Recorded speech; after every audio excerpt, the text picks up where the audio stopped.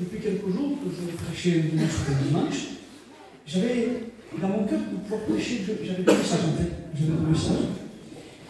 Et comme je l'ai dit sur le réseau, j'avais dit que je prêcherais sur l'histoire de Joseph. Et le thème c'était de nous aimer les uns et les autres. C'était ça mon message ce matin. Mais là, je suis embêté encore une fois, parce que je sens que Dieu ne veut pas que je prêche ça. Il ne veut pas que je prêche ça, il veut que j'apporte autre thème.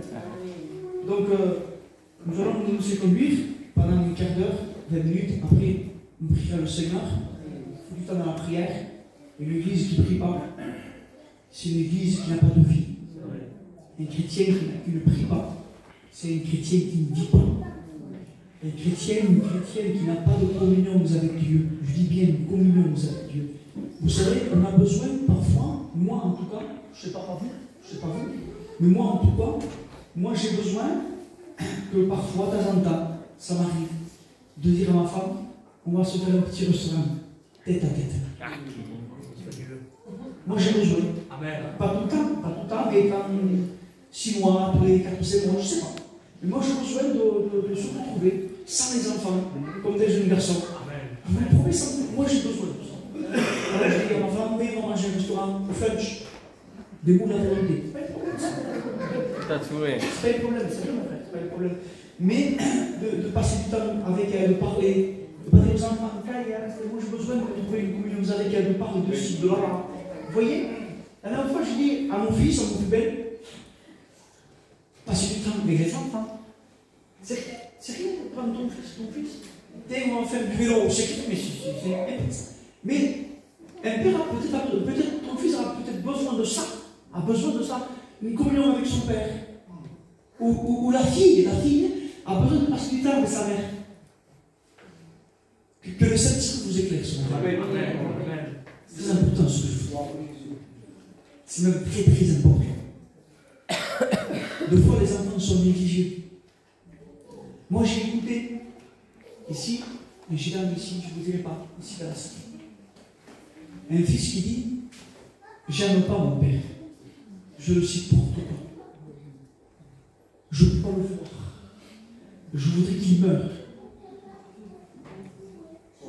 Comment je connais? Et s'il y en a qui veulent me savoir, peut-être je vous dis qui c'est. Pas de problème. En vrai des choses ne sont pas là. Or, c'est quoi qui passe? Je ne lui parle pas. Ah oui, passe du temps, je ne veux pas lui parler. Il ne se parle pas. Moi, j'en connais comme ça. Moi, avec mes enfants, je ne veux pas le contraire. Je ne veux pas se plaindre avec eux. Pas dans mon poubelle. Parce que c'est plus troublé si c'est poubelle. Je veux le prendre avec moi. Partir avec lui. Je ne sais pas. Une fois, je suis parti avec lui, je suis parti l'habiller. Il était trop content. Je ne le sens pas. Et croyez-moi, je le dis, je l'avais blâmé, que je ne vous mens pas. Qu'en ce moment, ça ne va pas trop faire l'argent. Que Dieu m'entende. Que Dieu, il travaille, il connaît ça. Dieu me le témoigne. Je l'avais blâmé. Croyez-moi, le frère, que ça ne va pas en ce moment. Je ne me plains pas. J'ai amené mon fils, il n'a pas de basket, scratch. Au point, je me suis basket. Et moi, je sais que je n'arrivais pas. Allez. Et le week-end, c'est la fête des espoirs. Prends le basket. J'ai pris. Le maintenant, non, c'est rien ça. C'est rien. Et même dans la voiture, je conduisais avec mon frère de lui. Écoutez, retrouver. Et je pense que Dieu ce matin, tu as besoin de retrouver ton Père. Tu as besoin de retrouver une communion avec lui. Tu as besoin de le retrouver. Le thème de ce matin, ce n'est pas le thème de retrouver Dieu, mais le thème de ce matin, c'est le complot. Ne pas compléter, ne pas méditer. Parce que tout ce que je veux vous dire ce matin, Dieu n'est pas d'accord. Compléter pour faire du mal. Pousser l'un dans l'autre pour être le premier. Ça, tous nous sommes là, tous. Moi le premier. Je m'en pardonne de faire ça le devant. Mais tous que vous êtes là, et moi le premier. On a tous eu la pensée. Tous on a pensé ça. Et le premier. la pensée de pousser pour moi. Je te promets. Même si je ne fais pas. Non, mais la pensée, c'est humain, ça, on va dire que c'est humain. On veut toujours être le premier. On veut toujours être en avant. On veut toujours prêcher. On veut toujours chanter. On veut toujours être là. On veut toujours être entendu quand on prie. On veut, quand on prie, que le peuple dise Amen, Amen. On est bien ça. On est bien ça. Ça, c'est humain. C'est charnel, plutôt. C'est charnel. Le thème de ce matin, ne pas compléter. Lisons dans les Actes, au chapitre 5, et au premier verset de la Bible. Alors, je préparais ce message à la rapidité. La preuve, vous voyez que c'est pas propre, je ne fais pas ça, moi, je ne fais pas comme ça mon message. C'est propre, c'est souligné, c'est propre. Et là, vous voyez, c'est brouillon. C'est pour vous dire que j'ai fait ça à la ce matin.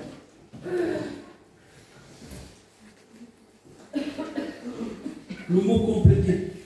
Je ne sais pas ce matin que tu fasses pas ce matin.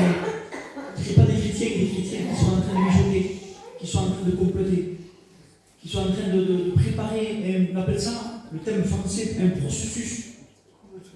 Pour préparer un plan macabre, un plan pour détruire, un plan pour faire du mal, que ce soit pour un frère, une soeur, ou pour ton mari, ou pour ta femme, ou pour tes enfants, ou pour tes parents. Il y a des plans comme ça. Il y a des plans, faire ceci, je veux faire cela, justement pour faire ça. Mais s'il n'y a pas une conduite de l'esprit à l'intérieur, s'il n'y a pas une conduite de Dieu à l'intérieur, alors repousse et détruis ce plan que le diable est en train de te proposer. Détruis-le. N'accepte pas. Parce que Dieu n'est pas d'accord. Maintenant, dit la Bible, nommé Ananias, avec sa femme, là, c'est une histoire d'un couple. Nous ne parlons pas d'un chrétien, d'une chrétienne. Nous ne parlons pas d'une église, d'une association. Non, là, nous parlons d'un couple. Chapitre 5, acte 5. Et non, nommé Ananias, avec sa femme Saphira, vendit une propriété, et retient une partie du prix. Sa femme le sachant, puis il apporta le reste et le déposa aux pieds des apôtres.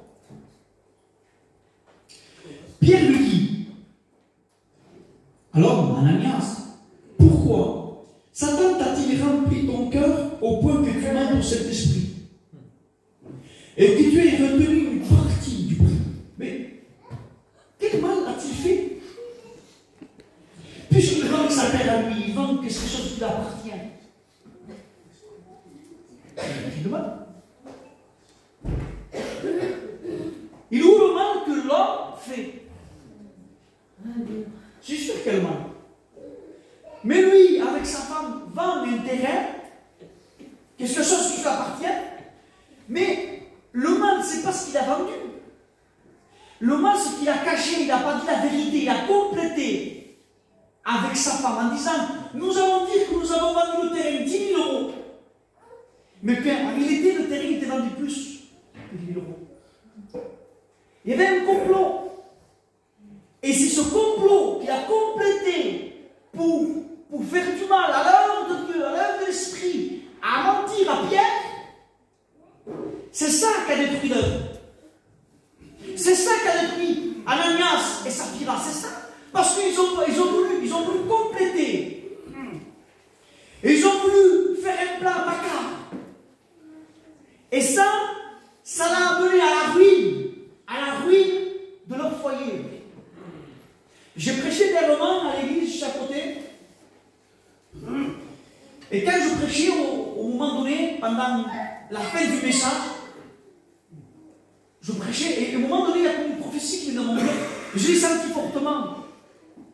Il y avait une prophétie qui sortait de moi et on dirait que Dieu me disait, dis au peuple. Et là, bien sûr, j'ai dit au peuple. J'ai dit, Dieu est en train de t'avertir. Par des messages, par des paroles, par des frères, par des sœurs. par le pasteur. Et j'ai dit encore une fois, Dieu t'avertit le message, ne pas compléter, je disais. Parce qu'au moment donné, tant que Dieu t'avertit, il y aura un moment que Dieu va s'arrêter. Et je disais dans mon message, si Dieu t'avertit que tu ne prends pas garde à ce message, la ruine va s'abattre dans ton foyer. À toi de le regarder. Mais j'ai senti fortement dans mon cœur. Et je vous dis, et même Dieu, je dis bien, même l'Esprit m'a fait montrer quel était le couple. Et ça, personne ne le sait, ni ma femme le sait. Pendant que je prêchais, Dieu m'a fait montrer le couple.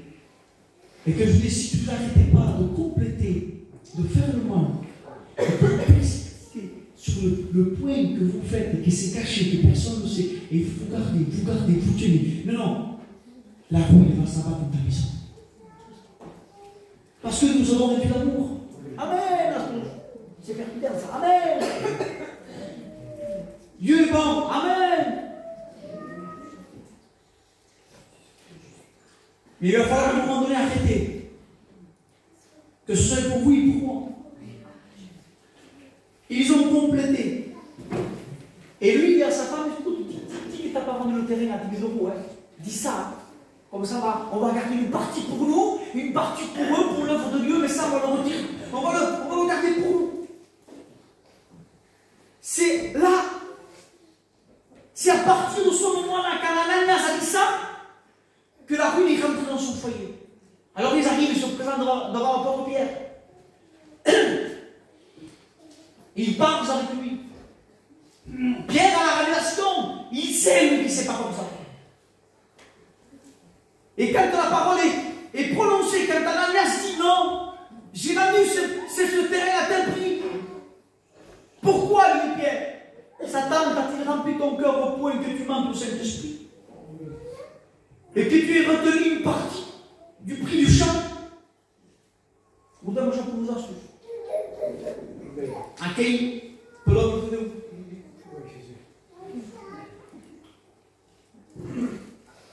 Et au moment donné, quand il ment, quand il complote, quand il ment, bien sûr, là, la mort va toucher le cœur d'Ananias. Et il meurt sur le champ. Il tombe à terre, devant tous ces hommes, devant la porte de Pierre. Il tombe parce qu'il a menti, parce qu'il était contre Dieu. Et quand il ment, la Bible nous dit que l'homme, Ananias, tombe à terre, il meurt. 3 heures après. 3 heures après. Sa femme revient parce qu'il s'est fait de soucis. C'est pas normal. Il tarde trop. C'est pas normal, il est allé voir les hommes de Dieu et il tarde. Comment ça se fait? Alors la femme, il va voir son mari pour voir ce qui se passe. Il rentre dans le temple, il veut savoir ce qui se passe. Et quand Ananias sortira, va poser la question, Pierre lui pose la question. Il dit, Saphira, le prix du terrain, quel prix as-tu vendu le terrain? Et elle dit ce que ce mari avait dit. On a vendu cette chambre-là. On a vendu ce prix-là. Et la Bible nous dit qu'elle aussi va tomber à terre. Et elle aussi va mourir. La ruine dans le foyer. La ruine dans le foyer. À ne pas compléter. À ne pas méditer. À faire du mal à l'un ou à l'autre. Au moment donné, nous parle la Bible dans Daniel. J'en ai prêché dernièrement, Daniel chapitre 6. Je l'ai prêché dernièrement, mais je vais vous le répéter.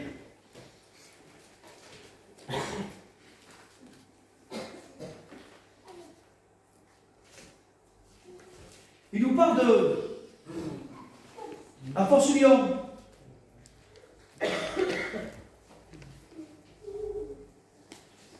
Au moment donné, il y a des hommes qui sont contre Daniel. Des hommes dans la Bible qui sont contre Daniel parce qu'il y a une jalousie dans leur cœur. Et une jalousie qui s'est installée dans le cœur des hommes qui s'étaient contre Daniel. Et la Bible nous dit qu'ils vont tout faire pour jeter Daniel dans la fosse au lion. Tout, ils vont tout faire, tout faire. Parce que la Bible nous dit que le roi, il n'est plus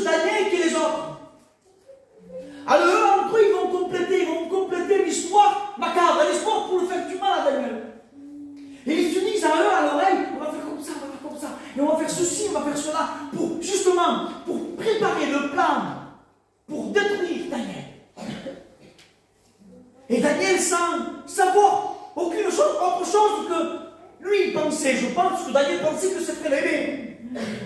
Mais eux, ils vont tout préparer. Et ils vont tout mijoter. Et ils vont voir le roi.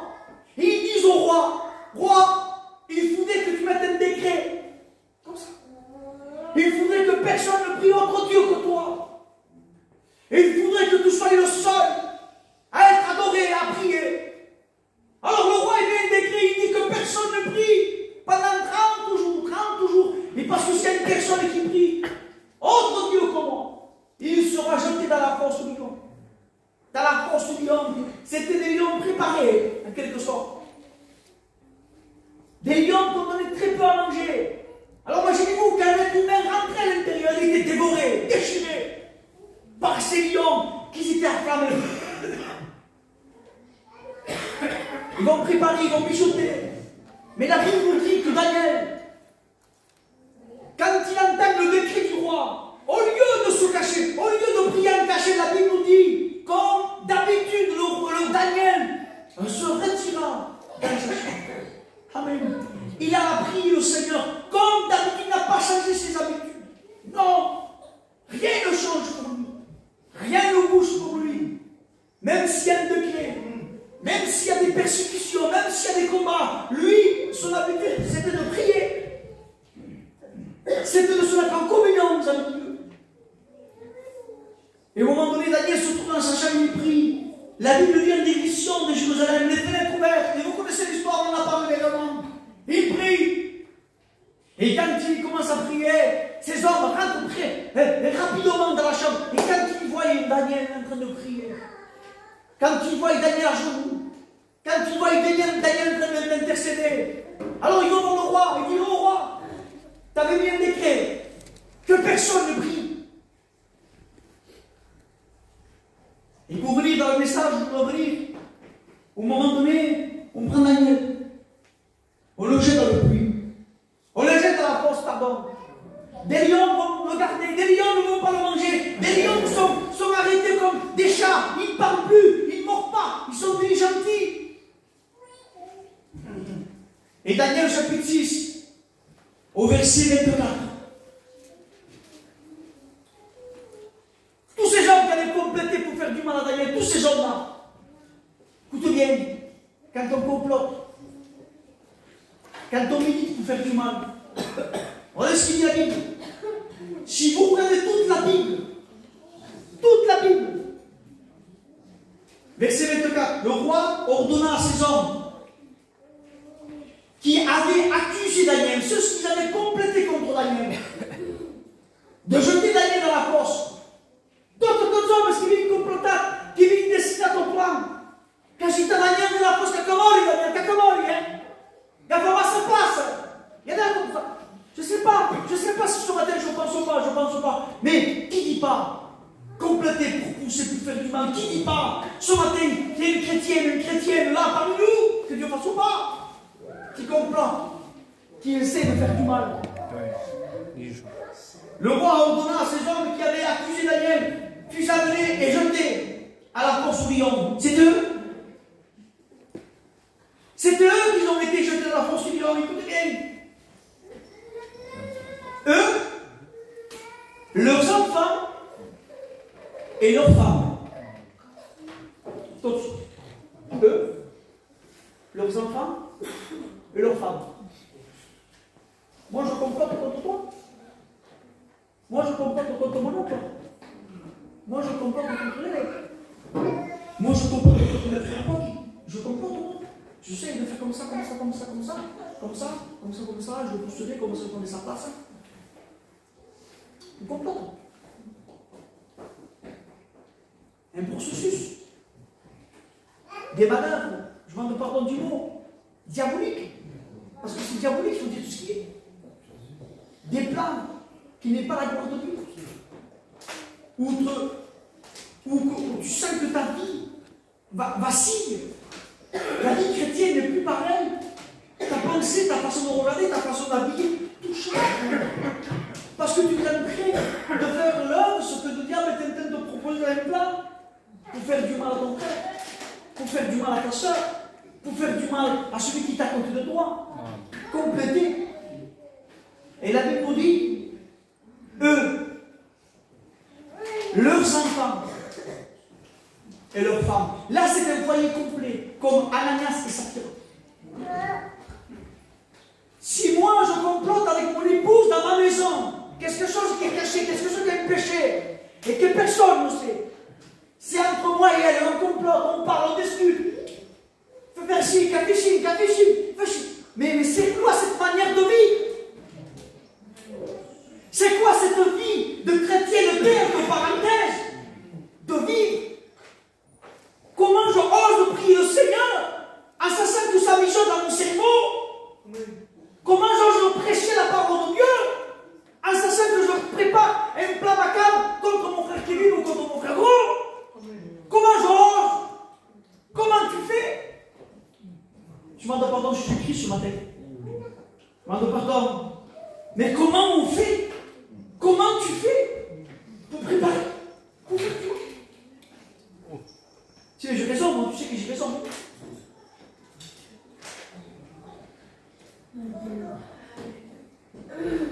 Lisons dans Exode.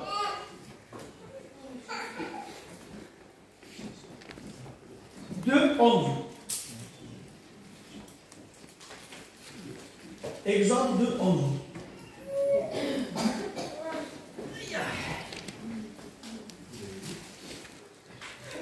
Exode 2:11. Vous allez voir là.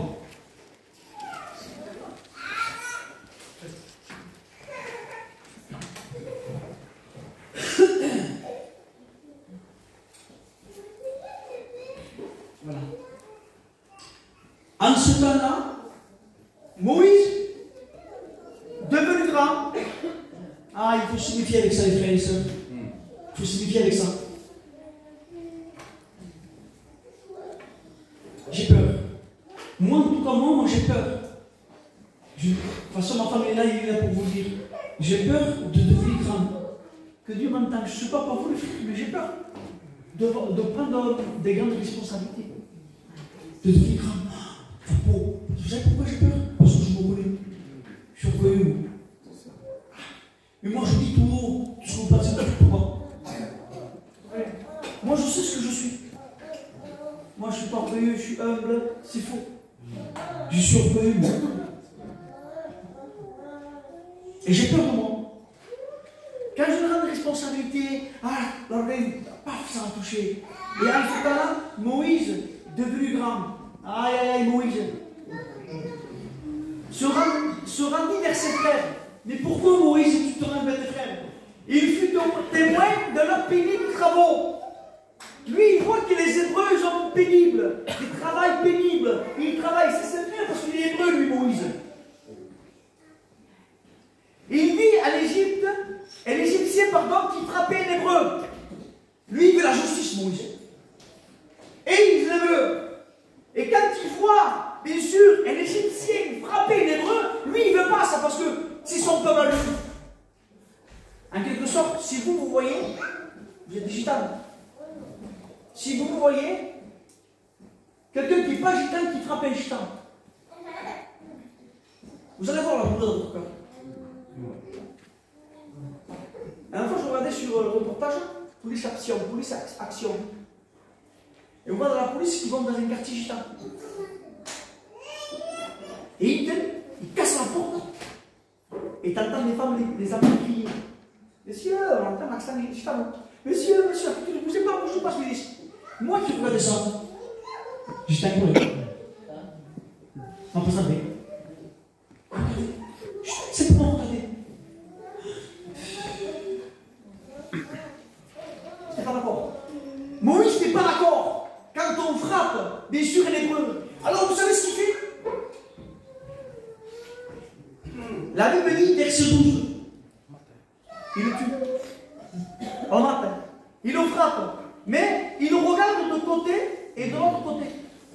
Il le regarde de chaque côté. Avant de tuer, il fait ça. Regardez, il fait ça. Il le regarde de chaque côté. Et quand il le regarde de chaque côté, bien sûr, là, il s'aperçoit qu'il n'y a personne. Il se voit caché. Mais il a fait une faute. Il a tué Moïse. Il a fait le mal. Il a fait un meurtre, Moïse. Il a caché sous le sable, il a caché, il a regardé si personne ne voyait, il se croyait caché, mais il y avait quelqu'un qui l'avait vu. Il se croyait caché. Tu te crois caché. Parfois ça arrive ça. On se croit caché, même il se et il se croit caché. Mais après lui, l'homme qui a vu, il dévoile, il dit, je t'ai vu, Moïse, je t'ai vu. Tu n'as pas besoin de te cacher, je t'ai vu. La faute que tu as fait, le mal que tu as fait, je t'ai vu. Mais lui, il se croyait caché. Et c'est à cause de ça qu'il fut. Rappelez-vous aussi, dans la jeunesse d'Adam et Ève, qu'ils ont complété.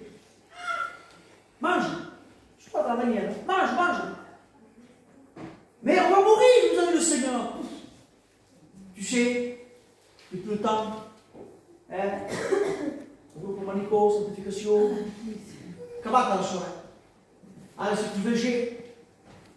J'ai entendu ça, moi. C'est plus cool. Elles sont complotes. Et quand ils ont comploté Adam et Ève, quand ils ont mangé le fruit défendu, la ruine est rentrée, non pas chez eux, mais dans le monde entier. Et on terminera avec ça. On terminera. Dans Proverbe, pardon, 26, 27. Et après on peut le Seigneur.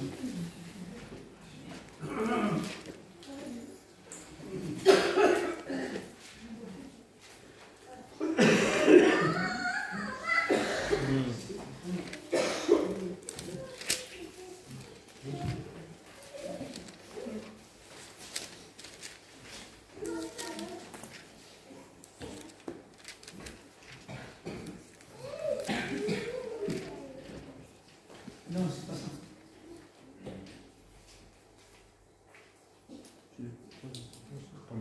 « 26, 27, c'est où? Ouais, c'est ça. Pourquoi je vais en parler? Et nous, moi, je parle 23. Ah, désolé, c'est moi qui ai fait une erreur. 26, 27. Voilà, désolé, c'est moi qui ai fait une erreur. 26, 27, c'est ça.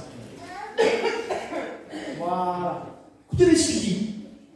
Celui qui creuse une fosse, qu'est-ce qu'il dit? Celui qui creuse une fosse, qui est d'où là? Celui qui donne devant.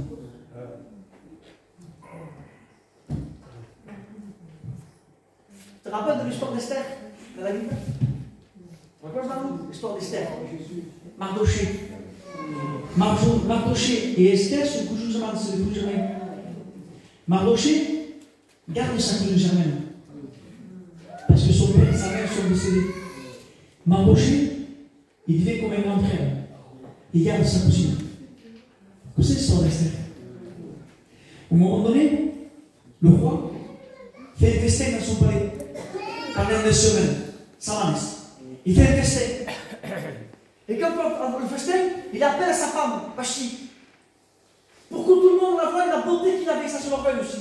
Il dit, ma femme, Vashti, viens, je veux que tous les rois, tous les princes, tous les contrées du peuple, du village, voient ta beauté.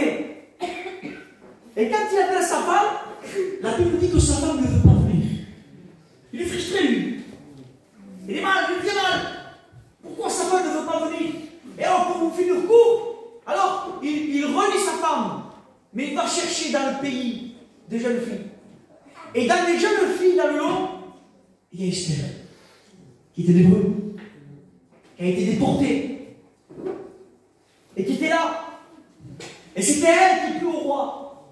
C'était elle qui prend la place de la reine Vashti. C'était elle qui les règne en quelque sorte. Mais à un moment donné, il y a un homme qui était juste avant, juste après le roi, Aman.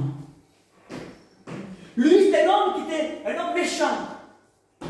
Lui, quand il passait, tous les hommes se prosternaient, toutes les femmes se prosternaient. Il disait, Aman se prosterne devant lui. Mais lui, il voulait ça. Il disait, quand moi je passe, je veux que tout le monde se prosterne. T'es quelqu'un qui t'est connu, juste après le roi. Vice-président. Et quand il passait, alors bien sûr les hommes, les femmes applaudissaient. Vive Aman, vive Aman. Mais il y avait un seul homme qui ne se prosternait pas.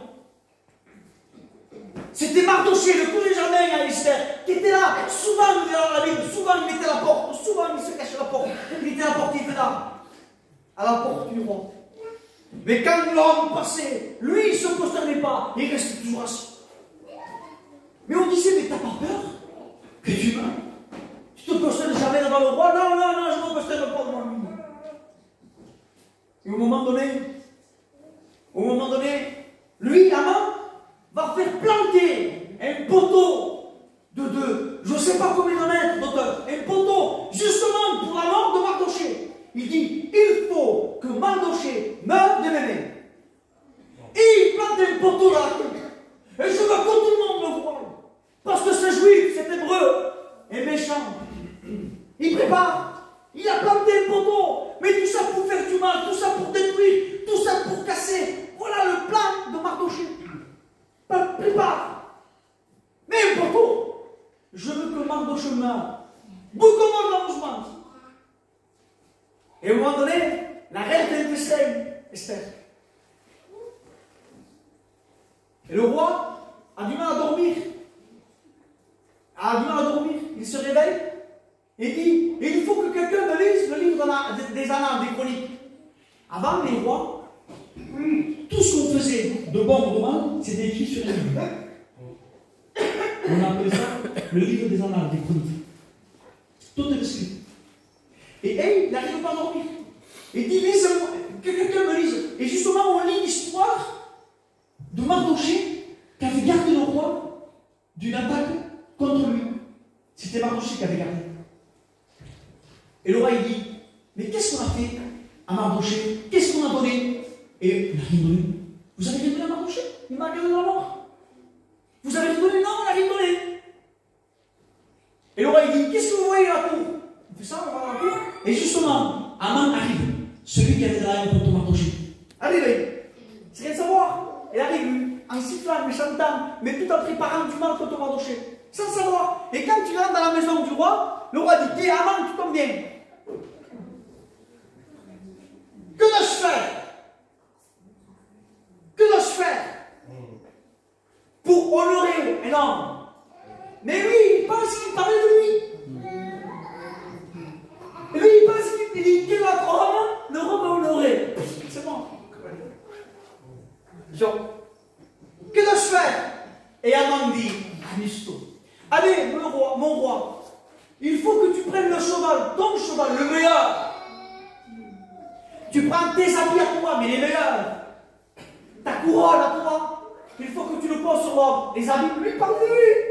Et tu le poses sur le cheval, et tu prends un homme important. Et dans la cour, tu le promènes. Et tu dis, voilà ce qu'on veut l'homme que le roi veut honorer.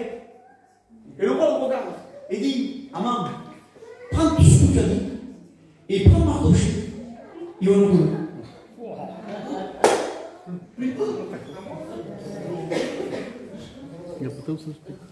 Ça change. Quel pays? Vous voyez quand on prépare des plans? Il y a un proverbe qu'on dit, les anciens disent ça. Quand on crache à l'herbe devant du monde,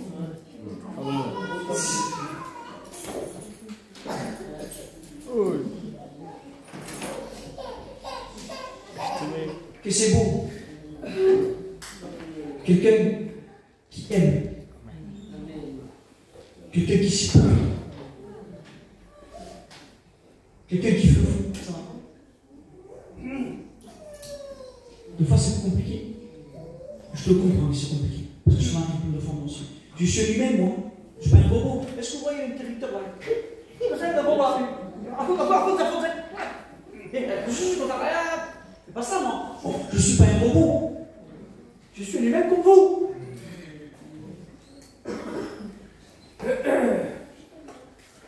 Il y a des combats. Il y a des luttes. Mais quand le plan, je ne sais pas pour se faire Nagasaki, mais c'est le plan qui se propose pour faire du mal. Ne faites pas ça. Vous serez contre Dieu. Dieu t'avertit. Celui qui creuse une fosse et il tombe. Devant. Alors qu'est-ce qu'il fait, Haman? Tout est composé, lui. Il prend Mardoché. Et les amis. 1400. On fait dans la... Mais non, on ne se porte pas, il est dessus. Il est obligé de faire ça. Tout en sur lui. Il vient de préparer le poteau pour le faire du mal. Tout par là, pas bataille. Et il venait, comme il dit, pas faire mal. Et dans la cour, le roi l'appelle, ah mais il faut faire. Non. Et maintenant, tout change. Tout qu'il est. Quelle honte. Moi, je vois. Moi, je suis de faire du mal à mon frère. Et qu'après tout contre moi, j'ai honte. Alors, c'est pour ça, sur la tête, je me pose la question avec qui c'est que je veux faire du mal? Avec qui moi je veux faire du mal? Avec qui moi je peux. Avec qui que l'esprit me dise apprendre avec lui, avec elle. Mais avant de vous dire, j'ai réfléchi quelques infos, moi. Avant de vous prêcher, c'est vous. Personne. Pose-toi la question qui vient. Puis le frère Samina, la grand-mère, la maison, la toute la petite, la sœur Kiki. Posez-vous la question. La Sia, la Litia, les sœurs, les frères, tout ça. Posez-vous la question ce soir. Avec qui moi je prépare une plan? Avec qui je dois faire du mal? Quelle est la personne que tu ranges? Si je ne suis pas sur moi, c'est celui-là. Il me range. Si je ne suis pas sur celui-là.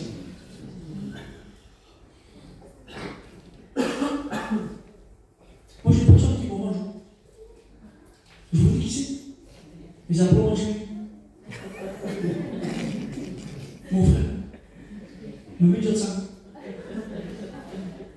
Je n'en ai pas d'amour. Mais, j'ai vu l'espère. Il frappe à son commentaire. Faut pas comprendre ce que ça. Un chien. Non, j'ai vu. Ah, mais ton matin, c'est capable de faire un aspirateur. Putain. Mais qu'est-ce que tu fais? Ou sinon, dans la porte, ici, là. Ici, là. Dis-lui. Mais, je ne vous parle pas de ça, moi. Ça, c'est. C'est inventé. Voyez-vous? C'est inventé. Moi, je parle de quelqu'un qui veut l'esprit. Facebook peut-être manger. Facebook peut-être manger si tu veux. Vous serez compris. Le plan. Ne faites pas ça. Dieu est contre toi. On met Mardoché et on termine. On met sur le cheval au gros. Qui se met derrière là, mon frère? On le promène devant. Et lui, Mardoché, sans savoir, juif, sur un cheval. Et l'autre, il est en bas, il le promène. Il le promène. Et il dit tout le monde, oui, qu'est-ce qu'il fait? Il dit voilà ce qu'on fait au roi. Voilà ce que le roi fait quand il veut honorer un homme. Et Mardoché en haut. Et il vient en bas. Il avait dit compte le plan qu'avait préparé pour tuer Mardoché, le poteau qu'avait planté sur la mort pour tuer Mardoché. Ce poteau-là a servi à Haman pour lui pour mourir. Le roi dit prenez Haman, celui qui était prince, celui qui gouvernait tout. Prenez-le. Pourquoi pour mourir? Non. Le poteau que lui a planté là-bas au fourmi, il va mourir. Et il sait comment on fait ça? Le poteau qu'avait préparé, tout se retournait contre lui. Quand on veut faire du mal, tout se retourne contre lui. Mon père m'a dit toujours des choses. Mon père que vous connaissez, que c'est votre pasteur. Il m'a dit une chose. Il m'a toujours dit ça. Toujours, depuis que je le connais. N'agis jamais avec le mal. Ou pas, moi je veux le voir. Deux fois. Il y a des trucs comme en règle entre lui, moi et lui, avec le pasteur. Par contre, les champs. Les pas que nous, je reste. Ah, oui. Mais il fait ça, le loup. Il faut faire ça, lui, il faut le faire sonner, il faut mettre. Désolé. Il me fait peur. Gros, je te promets, mon frère. Ma femme, la sagesse qu'il a, l'intelligence qu'il a, l'amour. Et après, je vois qu'il avait raison. Un jour, on avait qu'un espoir. Avec un espoir. Et c'était compliqué. Et nous, on allait le voir. C'est un littéraire. On allait le voir comme les gens. Non, fais comme ça. Et lui, non, il était contre nous. Et non, fais comme ça. Mais lui, il était contre nous. Il m'a dit une chose. Écoutez bien ce qu'il m'a dit. Toute personne m'a dit qui est pure dans son cœur, il va réussir. Et il m'a dit, Et toute personne qui agit mal sont toutes des invasions. Je ne veux pas vous dire qui c'est. Il faut compter avec les mains. Il y en a qui sont tombés de Dieu. Ouais. Ah, pas bon. Pas bon. C'est pour cette raison que je vous dis, n'agissez jamais avec le mal. Toujours avec le bien. Même si Costa. Il y a une équipe de frères qui sont venus me voir, ici, des jeunes chrétiens. Nous revenons avec toi à cette église, au bout de qui? Viens là. Je dis, reste à ton église, je te veux pas.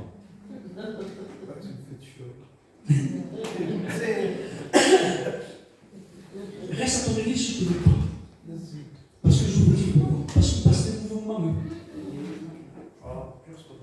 Et il y a une décision quand t'es mal, je la prends mal. Une campagne balade, monte se maille de boule. Un cheval emballé ne monte jamais dessus. Un chrétien qui est emballé prendra toujours de mauvaises décisions. C'est là le calme. Ta confiance. Alors je vais chez le frère qui sont venus me voir. Je dis, le frère, 20 ans, maintenant. Je dis, non. Reste dans l'église. Et mon père, sans le savoir, il a dit la même chose. Ne bouge pas.